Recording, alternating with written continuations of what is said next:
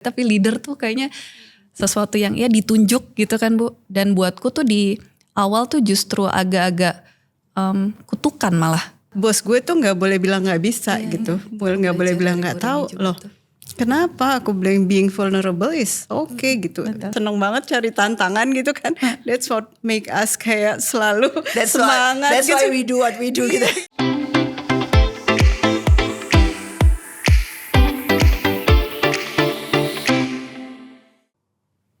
Halo, jumpa lagi di Merdekas. Ini season baru, teman-teman, edisi baru, percakapan baru, setting baru juga. Kalau sebelumnya kita bercakap-cakap dalam konteks kelas, dalam rangkaian proses berpikir bersama, merasa bersama di episode ini maupun di episode-episode mendatang, saya bakal lebih banyak ngajak berbincang, ngajak refleksi dalam konteks karir, dalam konteks karya, kemerdekaan dari masing-masing kita di apapun profesi yang dituju, gimana kita sebagai talent, sebagai manusia terus tumbuh, bahkan bukan hanya dalam proses pendidikan, tetapi juga dalam organisasi di dunia usaha dan industri.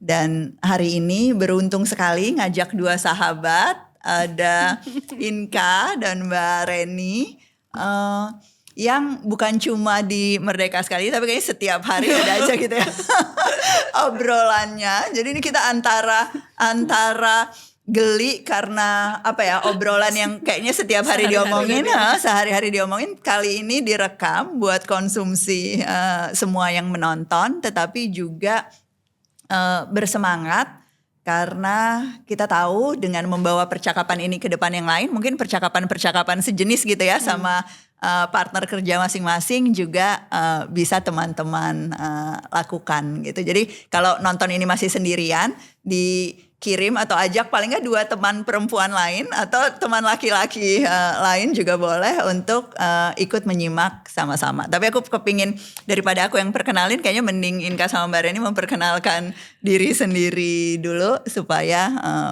pada dapat konteksnya. Iya, aku ibu 3 orang anak.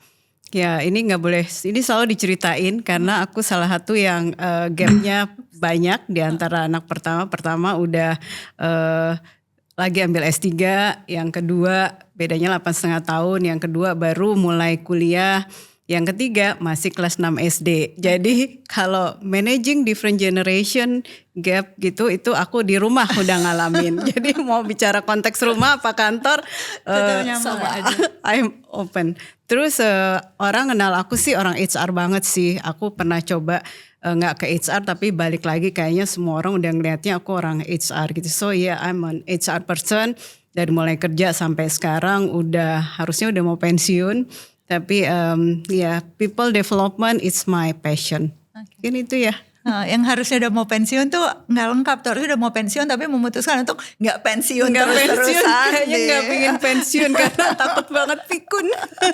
Kayaknya itu nanti butuh percakapan lain ya, kita omongin soal itu. Tapi ini sekarang yang ini masih jauh dari pensiun nih kalau Inka. Dan bersyukur Bu Reni tidak memutuskan untuk pensiun, alhamdulillah. Oke, namaku Inka. Saat ini sama ibu juga, tapi dari 2 orang anak, walaupun udah disuruh nambah-nambah lagi sama 2 ibu-ibu di kanan kiri aku. Itu juga bisa jadi topik lain tuh, kapan sebagai leaders memutuskan untuk Semoga 2 ini dulu ya. Jadi matriksnya 2 dulu ya. Fokusnya scalability bukan di jumlah anak ya Kak. Jumlah anak murid. Jumlah anak murid. Anak 2, nah saat ini juga berkecimpung di education, tapi mungkin kalau Bu Reni tuh bisa mantep gitu ya ngomong HR gitu ya dari awal. Nah kalau aku tuh mungkin agak beda.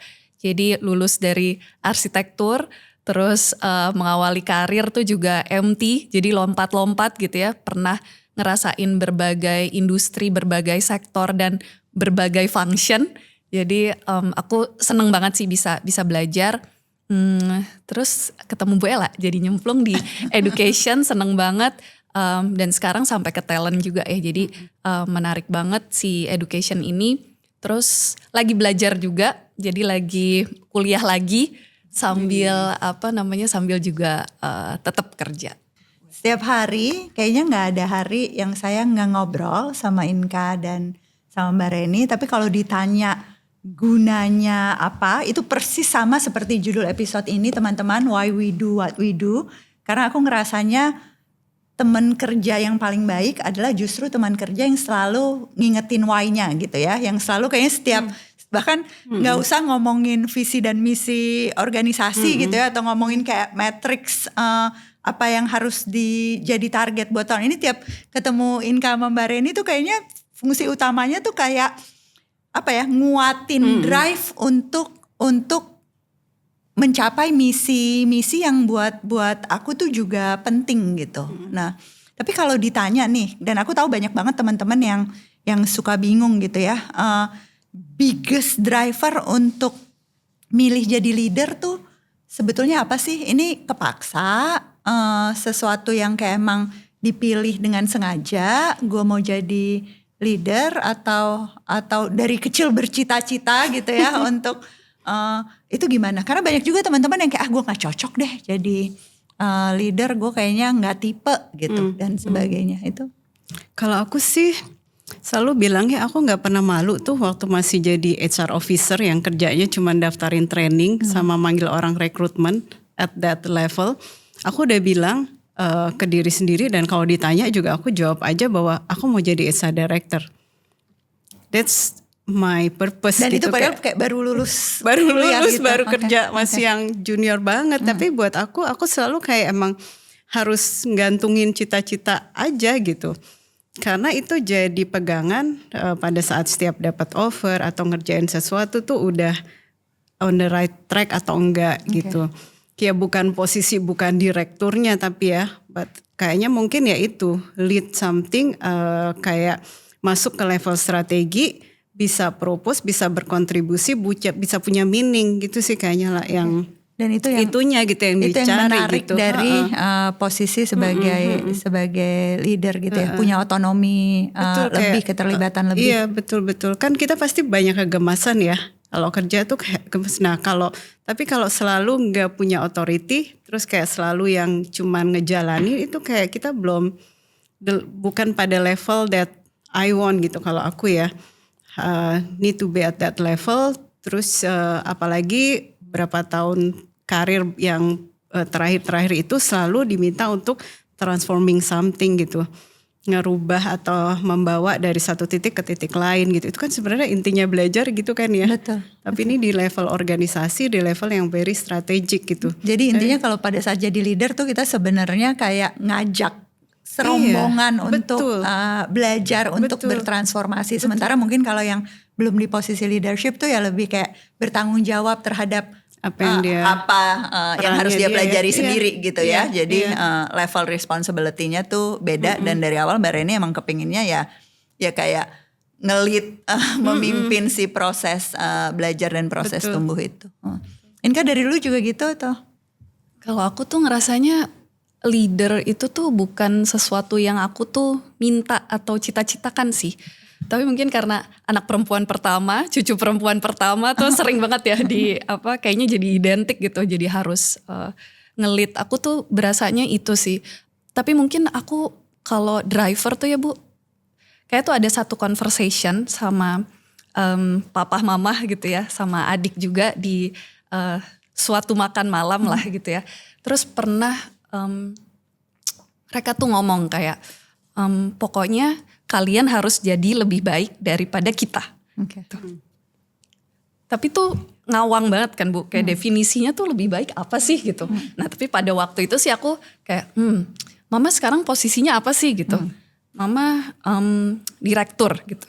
Oh direktur, umur berapa sih berarti sekarang mama gitu. Umur waktu itu mama berapa ya? Mungkin 40 atau 40 something ya. 40 something tuh. Ya udah kalau gitu aku mau jadi direktur umur 30. Aku bilangnya gitu. Ternyata akhirnya jadi direktur umur berapa Kak? Direktur umur kurang dari itu sih Bu ya. Waktu di sekolah mau 20 something ya. 20 akhir lah ya. Tapi cuma udah pasti di bawah umur mama waktu itulah gitu. Cuma mereka tuh juga gak pernah ngasih tahu sih. Papa sama mama tuh kayak membiarkan, silahkan definisikan gitu. Lebih baiknya dalam hal apa. Tapi kayaknya driverku tuh utama tuh emang cara papa sama mama tuh hidup.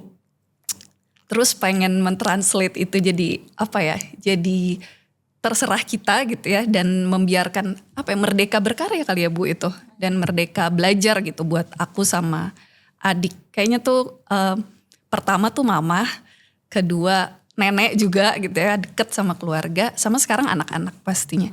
Kayak pengen bisa apa ya, kalau jadi leader yang baik tuh aku ngerasa aku juga jadi ibu yang lebih baik. Kayaknya itu penting banget. Aku nggak tahu ya kalau Bu Reni, kayaknya kita tuh dulu kalau di korporasi itu Bu, mungkin karena aku sempat sebelum di startup di corporate juga gitu.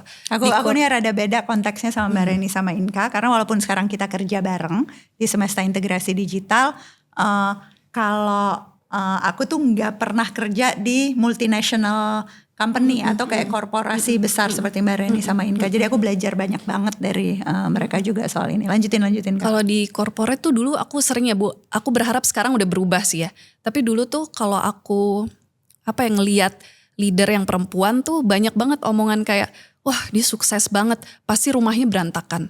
Kalau menurutku tuh harusnya nggak kayak gitu, karena aku tuh punya achievement di kantor, aku tuh ke rumah happy juga gitu. Dan kalau di rumah tuh aku seneng, aku di kantor juga membawa kebahagiaan buat teman-teman gitu. Itu sih kayaknya miskonsepsi yang aku juga pengen jadi lebih baik lah sebenarnya buat kita para leader perempuan. Jadi pada saat kita tumbuh di karir gitu ya, pada saat kita dapat kemerdekaan dalam proses berkarya kita, kita tuh sebetulnya ngebawa itu ke rumah dan kita kayak bisa numbuhin si anak-anak juga yang pada akhirnya ya punya kemerdekaan belajar gitu ya, punya kemerdekaan berkolaborasi dan ya aku suka banget sih. Karena aku juga kayak selalu percaya hal yang sama, tapi nanti kita bahas agak lebih detail ya soal si perempuan, tantangan sebagai leader perempuan dan sebagainya. Nah kalau tadi benang merahnya mungkin si otonomi ya. Jadi yang menarik dari posisi leadership itu sebetulnya dibandingkan posisi lain yang bukan posisi leadership tuh tingkat otonominya pasti lebih besar gitu. Nah tapi di sisi lain kan yang sering banget juga bikin orang nggak mau jadi leader tuh nggak mau ngurusin orang. Jadi kayak ya udah deh gue emang ngurus diri sendiri aja masih ribet gitu misalnya, atau ya kayak aduh kebanyakan dramanya, kebanyakan hal-hal yang sebetulnya aku hindari. Aku mau jadi ahli atau spesialis atau individual menguasai gitu. Sesuatu yang mungkin lebih banyak berkaitan sama substansi atau pekerjaan di belakang layar dibanding jadi pemimpin. Pernah nggak punya tantangan seperti itu, atau memang secara alamiah tuh Mbak Reni sama Inka ngelihatnya I'm good in that, I'm good in building relation, dan itu salah satu strength kekuatannya selama ini? Aku lihat banget sih kayak itu kan mau jadi masuk ke leadership role atau spesialis gitu ya. Dengerin tadi Ella membahas itu, aku ngelihatnya justru ternyata gitu, aku sambil berefleksi, ternyata kayak itu yang aku nikmati gitu, kayak justru itu bagian yang paling menyenangkan. Jadi buat kayak orang tantangan lain sih.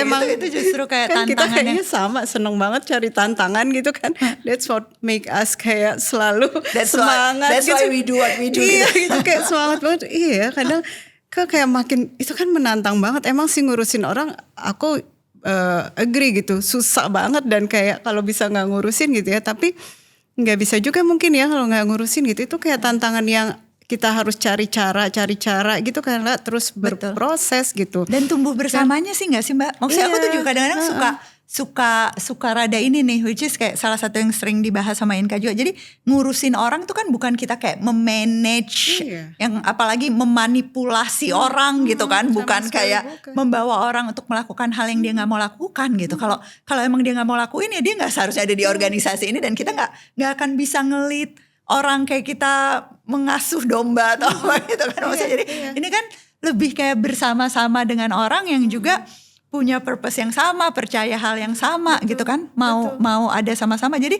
si ngurusin orang yang kayaknya ngerepotin itu sebenarnya justru nyenengin gitu ya. Karena ini bukan ngurusin, lebih kayak gandengan tangan sama-sama gitu. Menemuin gitu kan yang dia emang juga itu untuk internal motivationnya ada gitu. Karena kalau udah ada trustnya, ada aku tuh ngerasa nggak perlu harus monitor, harus ngecek gitu kan. Nah makanya biasanya selalu setiap masuk satu tempat yang baru, aku mastiin dapat banget trust level dari yang atas. Aku pernah ngalamin yang dapat itu sama nggak dapat itu beda banget.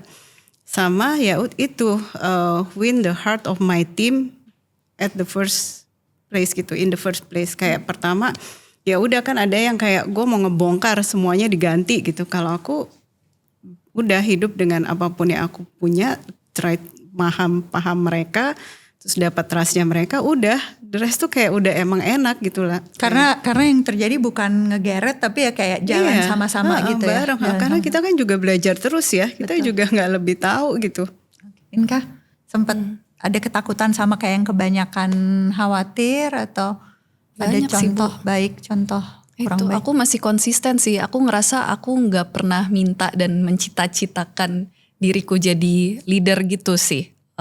Awalnya gitu ya. Direktur tuh kan kayak ya udah jabatan gitu ya. Tapi leader tuh kayaknya sesuatu yang ya ditunjuk gitu kan Bu. Dan buatku tuh di awal tuh justru agak-agak kutukan malah. Karena aku Kerasa waktu itu berat banget muda gitu. banget. Jadi aku umur 24 atau 25 aku udah megang tim di perusahaan multinasional. Kalau sekarang mungkin kayaknya agak lumayan common ya. Kayaknya udah agak mulai cepet gitu. Tapi aku mulai karir tuh berarti kan lebih dari 10 tahun yang lalu. Jadi saat itu tuh banyak takutnya. Aku harus ngelit orang yang lebih tua dari aku. Terus belum perspektif teman-teman, apa yang dia lakukan sehingga Ya, dia dia bisa jadi mendapat leader itu. di umur segini, apa bedanya dengan saya. Wah, buatku sih awal-awal sih kutukan gitu ya. Tapi terus balik lagi ingat lagi, oh mau jadi direktur lebih cepat dari mama gitu ya. Masa anak-anaknya gitu ya, whatever it takes gitu. Cuma buatku ya challenging choicesnya ada gitu ya. Dan mungkin karena mungkin nggak buat semua orang tuh ada juga tuh Bu. Pikiran kayak gitu. Sama ada pikiran kayak kalau bukan gue jadinya siapa gitu. Kayaknya ini emang harus sesuatu yang harus aku lakukan tuh. Dan diyakinkan sama orang-orang di sekitar gitu ya. Bahwa ya ini emang lu harus, kalau enggak gini, kalau enggak gini. Kalau dia yang ngelit jadi gini gitu ya. Jadi overthinkingnya banyak sebenarnya. Dan aku nggak menikmati pada awalnya gitu ya. Dan sampai sekarang masih banyak hal-hal yang bikin aku gak menikmati. Cuma terus balik lagi ke purpose-nya apa. Terus ngeliat juga impact-nya. Itu sih benar yang Bu Reni bilang juga. Aku ngerasain impact-nya dari tim juga. Sama dari customer apalagi ya yang utama. Itu sih yang bikin kayak rewarding banget dan nagih. Tapi kalau dibilang dari awal aku seneng, enggak sih aku Bu. Tapi aku pengen garis bawahi yang itu sih. Semua orang tuh kalau kayak ngobrol sama aku tuh juga kayak nanyanya yang kayak semuanya seneng ya, semuanya happy ya gitu ya di apapun yang diinisiasi atau apapun yang dipimpin. Tapi kan kalau kita yang udah ngejalanin, apalagi sekian lama, kita tahu bahwa yang bikin betah, yang bikin punya stamina, yang bikin bertahan melakukan ini tuh bukan karena semuanya seneng kan. Justru karena ada yang susahnya gitu ya, ada yang kita tahu bahwa ini tuh gak nyaman banget, tapi kita kayak terpaksa harus melakukan itu. Dan kemudian kita kayak belajar, termasuk ya kayak ada salah-salahnya gitu ya. Ada yang kayak, wah aku pikir ini yang penting ternyata ada yang lebih penting lagi gitu ya. Jadi kayaknya tuh sama seperti proses belajar di sekolah sih. Pada akhirnya tuh ya mata pelajaran yang di sekolah tuh juga yang kita pada akhirnya jadi mahir tuh ya justru bukan yang udah kegampangan buat kita gitu kan. Tetapi yang emang selalu ngasih kesempatan buat eksplorasi, buat eksperimentasi gitu ya. Nah itu yang tadi Inka bilang sih bikin nagih gitu. Karena bikin nagihnya tuh kenapa? Karena susah tapi bisa gitu kan. Kayak apa ya, lari berapa puluh kilometer itu ngebayanginnya aja udah malas. Tapi begitu oke, finish sampai di kilometer sekian, terus kan gue pengen lagi, daftar lagi dan seterusnya. Nah itu yang mungkin buat sebagian teman-teman yang journey-nya agak lebih pendek gitu ya dibanding aku, Inka dan Mbak Reni tuh si milestone atau si selebrasi di garis finish yang lebih pendek-pendek di maraton ini tuh belum kebayang gitu kan teman-teman. Nah tapi tadi balik lagi yang bikin bertahan tuh sebetulnya tujuannya, yang bikin bertahan tuh purpose-nya. Nah itu tuh nemu di awal atau sebetulnya kayak sesuatu yang juga dikuatkan oleh lingkungan? Kalau aku udah pasti dikuatkan sama lingkungan dan gak nemu dari awal. Kalau mulai jadi mulai nyemplung di pendidikan aja kan sebenarnya berarti ya baru ya, jadi setelah Kita 5 berapa tahun ya kan lebih. kerja Ya, bareng? nggak baru ya kalau ini. 10 tahun ada gak kita kerja bareng? Enggak ya? 7 tahun? 7-8 tahun sih Bu Ella. Nah itu dan tadi aku sempat cerita juga awalnya emang MT gitu di perusahaan multinasional dan nggak langsung gitu pengen terjun ke pendidikannya. Apalagi terus kuliahnya dari arsitek juga. Tapi Inka udah dari awal jadi guru. Benar, tapi aku emang seneng jadi tutor udah gitu ya, ngajar juga. Waktu itu sempat ikut program buat ngajar di Ukraine juga gitu ya, ke public sama private school. Jadi pengalaman untuk ngajarnya tuh juga ada. Tapi gak pernah membayangkan sih Bu Ella waktu dari awal tuh akan kemudian full time nyemplung di pendidikan all out 500% kayak sekarang tuh nggak kebayang sama sekali gitu. Jadi kayaknya tuh driver utamanya lagi sekali lagi family sih. Jadi waktu punya anak gitu ya, terus kembali nge-trace back ya, nyari sekolah buat anak, terus kok masih gini-gini aja, kok kayak nggak ada yang berubah, kok nggak aspirasional gitu ya sekolah-sekolah yang ada. Terus ya mungkin kalaupun ada harganya mahal banget dan lain sebagainya. Jadi kayak terus begitu ada satu pertanyaan kan jadi kebiasaan ya Bu. Terus jadi riset sebenarnya sekarang kayak apa gitu. Apalagi ini suatu sektor yang aku pernah masuk juga dan pernah ya intuit juga lah waktu dulu gitu kan. Terus balik lagi ternyata kayak gini, ternyata kayak gitu, ngobrol-ngobrol ina itu. Terus akhirnya kayak wah kayaknya bisa nih kalau misalnya aku gitu ya nyebur lebih dalam, diyakinkan juga sama keluarga, sama teman-teman pastinya, sama apa ya Bu, mungkin ini juga kalau sama keluarga aku berkaitan sama fase hidup aku juga sih pada saat itu gitu. Jadi kalau waktu itu pas lagi nggak nyari sekolah buat anak, mungkin aku masih stay di industriku waktu dulu aja gitu, nggak ada apa-apa gitu. Tapi balik lagi tuh loyal to the purpose-nya tuh aku kayak pengen menjadi lebih baik dan pengen memberikan yang lebih baik ke keluargaku juga, ke lebih banyak orang juga tuh kayaknya itu yang bikin pindah ya. Harus adapt-nya gila banget soalnya kan harus ngejar apa yang ada saat ini, terus apa yang udah dipelajari saat ini tuh sebelumnya gitu kayak bakal jadi sia-sia nggak ya gitu. Banyak jadi berat sih di situnya.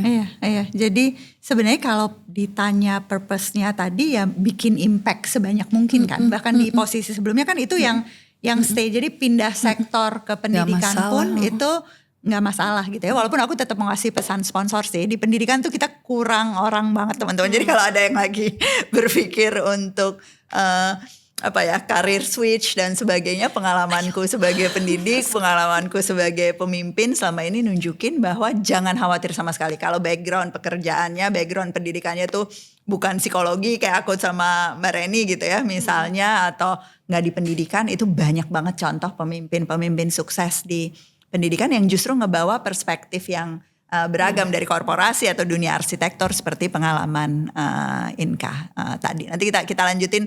Aku pengen dengar jawabannya Mbak Reni nih yang soal purpose tadi. Oke, Mbak Reni sekarang. Aku udah dengar berkali-kali ceritanya, tapi menurut aku ini kayak penting banget buat diceritain lagi ke semua yang lagi nonton ini. Purpose-nya apa dan ya kenapa sekarang memilih melakukan ini Mbak, di antara karir yang udah puluhan tahun panjang di tempat lain. Ya memang kalau dari tadi ya, kalau Inka, kalau aku tuh kayak jadi purpose itu selalu dipertajam dan jadi menemukan lagi gitu. Nah, conversation dengan Ella kan kita kapan yang terakhir nih, setahun 2 tahun terakhir gitu ya. Tetap di area people development, talent management gitu, pingin ngembangin talent gitu. Tapi sekarang tuh benar-benar ya itu orang bilangnya kan di dunia HR kita antara yang bawah yang di pendidikan dengan yang di korporasi itu susah banget nemuinnya, matchinginnya gitu. Yang di bawah bilangnya susah dapat kerja, yang di korporasi bilangnya susah dapat pekerja gitu ya. Padahal sebetulnya sama-sama butuh si area ini buat terus tumbuh. Iya, yang membuat aku akhirnya kayak menemukan purpose baru dan tadi jadi kayaknya belum waktunya pensiun gitu karena Ella selalu bilang pendidikan butuh banget dibantu gitu ya, barengan lagi pendidikan dan itu kayaknya panjang banget kita maraton lagi gitu kan ya. Ya hopefully dengan apa yang aku punya, pemahamanku di dunia korporasi yang udah 20 tahun, Ella udah 20 tahun lebih juga di dunia yang bawah. Aku yakin kalau kita obrolin terus tarik selalu benang merahnya itu banyak banget pasti benefitnya buat talent Indonesia gitu, anak-anak Indonesia. Ini kayak purpose yang makin besar dan aku kecil banget gitu ya, nggak tahu bisa berkontribusi atau enggak. Tapi having discussion gitu sama Ella yang memang udah paham banget di bawah, aku juga ngerti lah dunia atas tuh hopefully benang merahnya ketarik gitu ya, mencari dasar-dasar yang kita bisa bicarain yang kita pada saat bahas sebenarnya kalau ada data yang bilang ini nih kok leader di sini nih atau anak-anak yang di korporasi kenapa sih analytical thinkingnya tuh selalu rendah gitu kalau dari hasil assessment. Kan aku bisa sederhana ngobrolin sama Ella gitu lah, ini gimana sih gitu, can you do something gitu dengan kurikulumnya gitu ya. Itu kan kayak Masya Allah Karena gitu ya. sebetulnya ngomongin kompetensi-kompetensi kayak analytical skill, kompetensi kayak kemampuan refleksi dan sebagainya itu proses yang ya butuhnya lebih dari sekedar 1 tahun atau bahkan 12 tahun, 16 tahun di masa sekolah, tapi sesuatu yang berkembang terus gitu ya sampai belasan tahun berikutnya pada saat kita meniti karir dari level paling junior sampai jadi leaders gitu. Itu kayaknya salah satu kemewahan utama sih teman-teman kita di SID gitu ya, karena impact yang dihasilkan, kemudian juga kegiatan-kegiatan yang dilakukan tuh betul-betul dari murid-murid umur kita 2 tahun ya paling Bisa kecil. duduk kayaknya. Pokoknya bisa duduk udah jadi murid. Umur 2 tahun sampai leaders-leaders yang usianya udah mendekati 60 tahun itu kita lihat betul gitu ya pertumbuhan kompetensinya yang dulunya ada di masa pendidikan, kita bisa kasih solusi-solusi buat murid, tapi kemudian solusi-solusi buat talent yang ada sesudah proses pendidikan atau di pendidikan tertier gitu ya, ataupun di korporasi dan industri itu juga kita dapat benang merahnya gitu. Nah, tapi aku mau komentar tuh soal kompetensi ya. Kompetensi itu kan mungkin satu kata kunci yang dari tadi usia dini sampai pendidikan tinggi sampai di korporasi tuh dipakai terus gitu ya. Dan ternyata si kompetensi itu tuh jadi bagian yang penting banget juga buat pertumbuhan manusia yang utuh. Tadi kita bahas otonomi, terus bagian keduanya sebetulnya kompetensi kalau di self determination theory. Nah, kalau ngomong kompetensi, aku mau komentar boleh ya? Tapi nanti minta komentar, juga. Aku ngerasa kompetensi itu kan bukan aku ngerasa. Kita percaya bahwa kompetensi itu kan tumbuh bukan cuma di satu individu. Kompetensi itu kapasitas kolektif yang tumbuh di organisasi. Jadi kalau aku kerja bareng Inka dan Bareni, itu sebetulnya aku juga kayak minjem gitu loh, kayak dapat role model, dapat contoh yang tentu nggak sempurna gitu ya, tapi sangat membantu proses belajarku banget. Nah, yang aku belajar selama ini dari Inka tuh, yang menurut aku kompetensi yang menonjol banget tuh adaptability sih, gitu. Aku bukan orang yang susah berubah tentunya gitu ya, maksudnya kayak sepanjang karirku udah ngerasain banyak proses, tapi beda sama Inka kayak yang aku bilang tadi, aku bukan orang yang pindah-pindah organisasi gitu. Maksudnya aku selama ini ya ngebangun sesuatu dan stay di situ gitu ya. Nah, tapi kerja sama orang dengan kompetensi adaptability yang tinggi kayak Inka tuh bikin aku benar-benar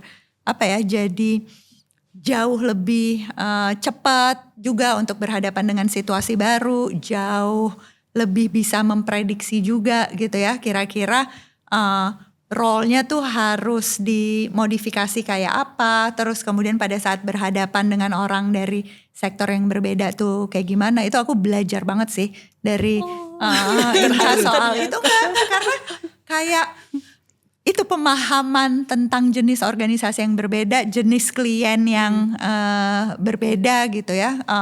Karena Inka dulu ordalnya sana gitu ya, terus kayak pindah kerja bareng aku, jadi perspektif itu tuh aku sama sekali nggak punya gitu. Perspektif itu Inka yang ngajarin ke aku terus-terusan sampai sekarang sih gitu. Sekarang sih udah jadi murid yang lebih baik kayaknya dari ibu guru Inka, tapi tetap aja aku ngebayangin kalau apapun yang aku miliki sekarang di kompetensi adaptability itu something yang ya aku belajar justru dari orang lain, bukan apa ya, achievement individual sama sekali. Dan ya sejak 7 tahun ini jadi kayak berlipat ganda gitu proses belajarnya dari Inka. Thank you ya. Thank you Bu. Aku juga banyak belajar sama Bu Ella, terharu. Kayak lagi dinilai raport. Kalau di kita nggak ada rapat-rapatan itu, yang paling penting ada self assessment, bukan refleksi diri. Apakah ada nggak ini catatan buat Mbak Reni gitu yang paling dipelajari? Ini muter ya? Muter. Bu Reni. Mbak Reni langsung panik, langsung mikir. Yang resikonya kecil. Kalau Bu Reni ya, kayaknya nggak cuma aku yang selama ini udah kenal sama Bu Reni, even buat teman-teman yang dari tadi dengerin conversation kita, continuous learning tuh something yang kayaknya aku belajar banyak sih dari Bu Reni, kompetensi itu. Let's redefine pensiun deh Bu. Karena Bu Reni aja masih belajar gitu. Malu gak sih kalau aku aja tuh gak terus belajar gitu, karena Bu Reni tuh terus dan humble enough gitu loh untuk ngomong kayak, Kak aku gak ngerti bagian ini gitu. Karena kalau orang gak humble gak bisa belajar gak sih? Iya benar Bu. Benar kan? Maksudnya kayak gak berani ngambil resiko jadinya. Terus kayak susah unlearn nih Bu. tahu ya, susah unlearn. Susah unlearn. Nah itu tuh aku belajar banyak sih dari Bu Reni. Kayaknya teman-teman di timnya Bu Reni pun aku berasanya kayak gitu. Dan aku tuh belajar sama Bu Reni tuh gak cuma waktu lagi kerja bareng.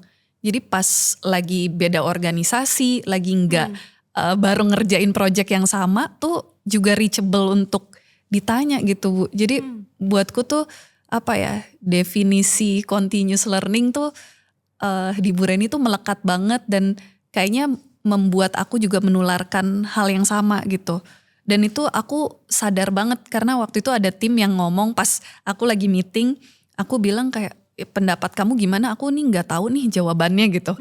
Terus tuh dulu tim ada yang bilang, emang boleh ya leader tuh ngomong gitu, bukan leader ngomong, atasan tuh boleh ngomong gak tahu gitu. Loh kalau emang gak tahu kan kalian emang lebih pinter-pinter gitu ya. Dan itu tuh kena banget di aku karena tim tuh juga ngerasa oke, sebenarnya gak apa-apa dan kita tuh sama-sama ngerjainnya. Nah tuh aku dapat banyak banget dari Bu Reni sih part itu. Terus bikin semangat lah.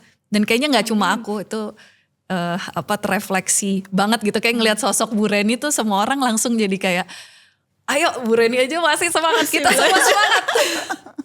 Itu sih mungkin Bu Reni. Tapi dari dulu aku gitu tanya-tanya terus. nggak malu untuk bilang nggak tahu, dan supaya suka belajar itu dari dulu. Aku kakak itu Bu kelas Reni SMA soalnya sama kuliah juga, jadi aku tuh suka belajar dari dulu sih. Ya, aku sepakat dengan penilaian itu. Iya kan Bu, parah sih Bu Reni. Definisi belajar tuh bukan itu ya. Bukan ngejar gelar, bukan baca buku atau ya. baca buku. Karena feel pressured kan. Kalau baca buku Mbak Reni biasanya minta ceritain aja sama aku. Minta summary dari kita. Summary-nya apa? Oke. Ya karena banyak hal emang ya lewat belajar gitu, dan nggak pernah malu. Ada juga anak tim yang bilang gitu, kok Ibu di meeting besar gitu dia kayak dia kaget karena menurut dia bos gue tuh nggak boleh bilang nggak bisa gitu, nggak boleh bilang nggak tahu loh. Kenapa aku bilang being vulnerable is okay gitu. Di konteks profesional pun ngasih contoh aku. Nanti kalau dia pura-pura bisa terus padahal nggak bisa, lebih parah lagi ya Bu. Sekarang giliranku ya. Iya, aku Berani ke gue lah berarti. Udah dapat raport nggak ya? Apa Mbak? Kalau aku tuh kolaborasi, lihat deh Ella. Kolaborasi. Kagum banget gitu karena ini apalagi baru-baru ini tuh kayak diperkuat. Aku kayak dapat satu assignment to lead satu grup discussion aja gitu, suruh bikin sesuatu. itu kan kerjanya informal ya, kolaborasi coba dengan banyak pihak gitu. Itu ternyata aku susah banget gitu. Mungkin terlalu terbiasa di konteks formal aja gitu ya, di mana orang ya mau nggak mau harus mau gitu. Lihat Ella dengan membangun banyak banget kolaborasi dengan siapa aja tuh aku kagum sih. That's yang kompetensi yang ternyata nggak mudah. And Gitu ya? you have it gitu. Kamu naturally kan. Aku Mungkin kayak nggak aku nggak realize tahu sih, bahwa aku itu ini antara kayak effortless deh, naif Bu atau Ella pede. itu. Aku nggak pernah ngajak orang dan bilang nggak mau sih Mbak. Nah itu gimana caranya, makanya aku pengen Termasuk kita terjebak. tapi kita nggak pernah merasa menjadi korban kan. Iya, Kita malah merasa makanya.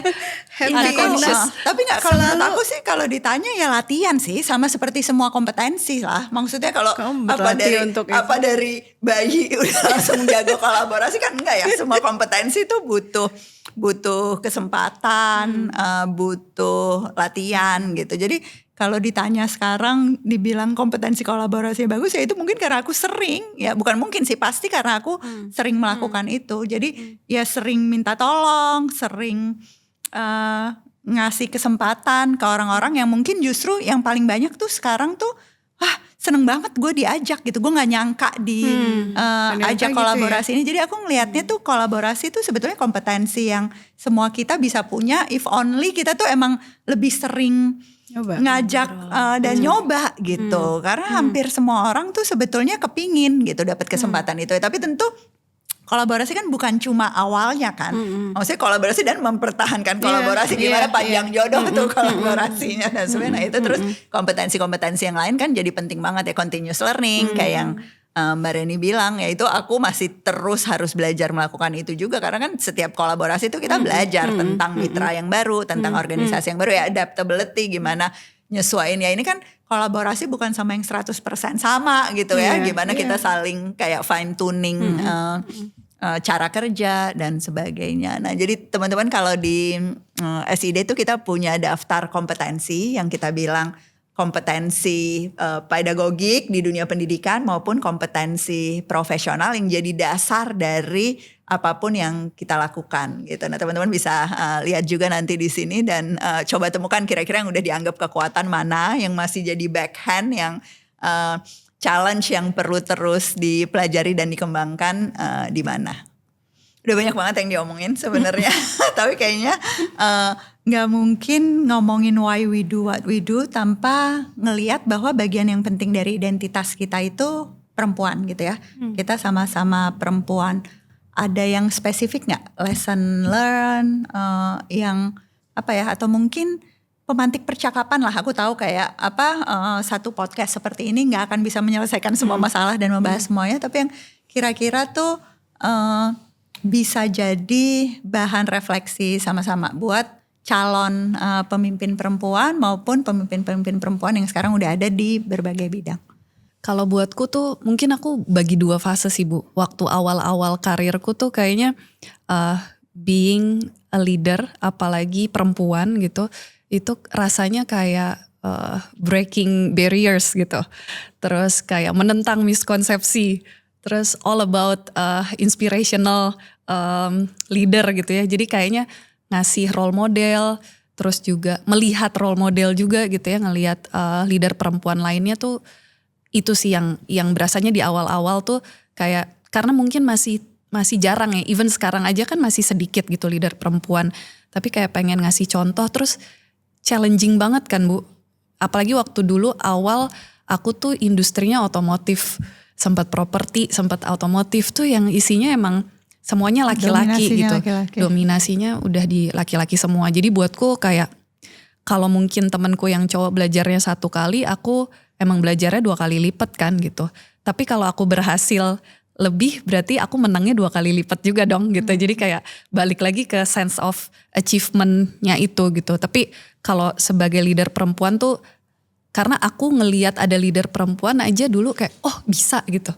Itu tuh kayak langsung ngerubah mindset. Dan bisanya tuh kayak impactnya gede banget. Jadi kalau nggak ada dia aku juga kayak oke, emang nggak mungkin gitu. Tapi ada satu aja dari 100, oh ada satu mungkin gue bisa jadi yang kedua dari 100 ini dan berikutnya, dan selalu kayak gitu di environmentku berikutnya gitu. Tapi kalau sekarang tuh Bu, apalagi jadi leader perempuan, aku tumbuh di keluarga yang Jawa banget, jadi kayak kalau lo si urusan dapurnya gak diberesin, don't even bother untuk kemudian keluar gitu. Jadi harus beres. Jadi yang rumahnya. Yang pertama rumah beres peran dulu, baru ya nggak pedulilah di luar tuh sebenarnya sebagus apapun. Walaupun ini banget ya, suportif banget gitu. Jadi selalu ada di back of my mind tuh. Jadi aku harus segala bisa. Jadi leader perempuan harus segala bisa, harus menang dulu di rumah, baru menang dulu di kantor. Padahal kayaknya nggak kayak gitu. Kalau sekarang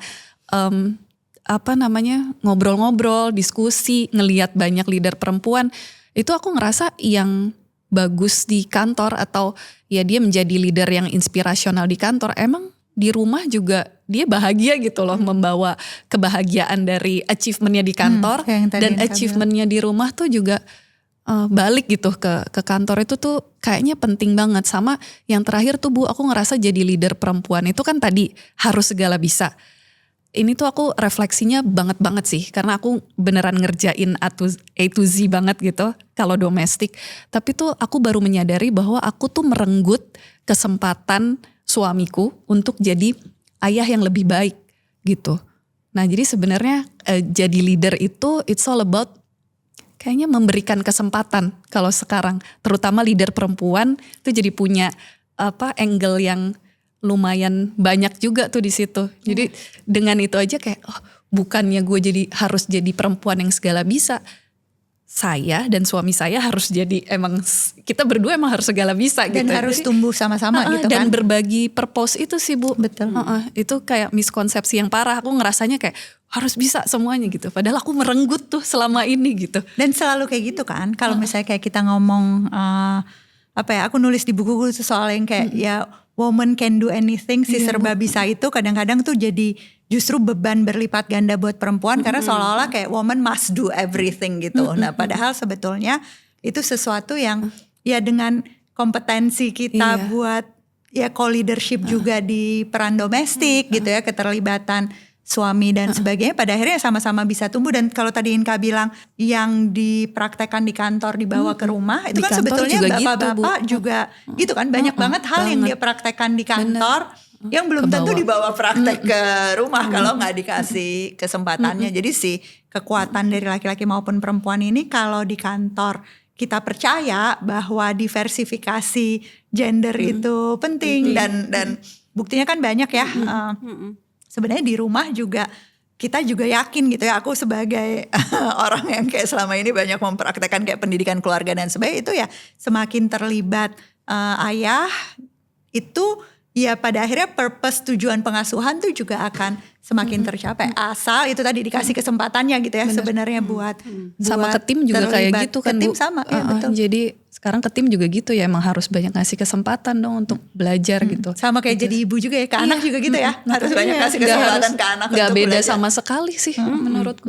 Karena makin kesini ya, itu yang makin aku pelajarin sih. Dan itu keuntungannya sih, bahwa sebagai leader perempuan dapat latihan di area domestik. Banget, Bu. Itu kita pada saat kita punya staff di kepemimpinan pun kita kayak tahu gitu ya cara scaffoldingnya, kita tahu cara untuk ngasih kesempatan atau berhadapan dengan kesalahan, karena nganggepnya kayak proses belajar aja. Di kantor tuh, di sekolah juga kan kita selalu bilang.